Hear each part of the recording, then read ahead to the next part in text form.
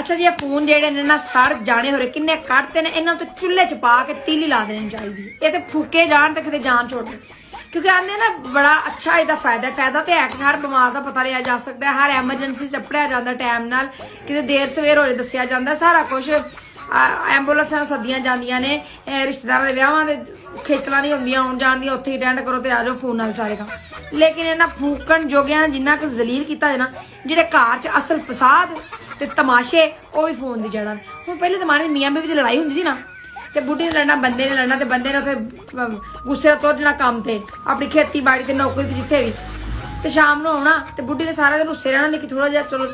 mood change हो जाना ते बंदे ने भी आखना कि मैं खप्पिया गया सवेरे पता नहीं कुछ खादा कि नहीं ते उन्हें मना लेना गल मुक जानी हुण मियां बीवी कमरे दे विच लड़न दे हुंदे ने हजे एक आवाज उच्ची बोल दूजी फोन चुक लैंदी है मैं सदन लगी अपने भरावां नूं मैं सदन लगी अपने प्यो नूं मैं उस टाइम प्यो दे भरा कई विच आफरे हुंदे ने तेरी जरूरत किवें पई साडी धी नाल गल करे असीं कोई कमियां दे तू होए कौन तेनू तां दित्ती सी ये वो उत्थे गल वादी जवाई आखेगा उंज ते रख लैनी हुण तुसीं साडी बेइज्जती कीती ना हुण तेरे तीन रखना ही नहीं ऐनी गल्लां वधणगियां फिर जदों मंगणियां ना घालणगियां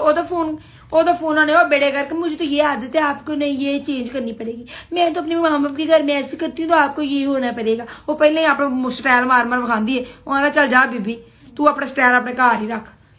ते जे मुंडा कोई गल फोन ते दसेगा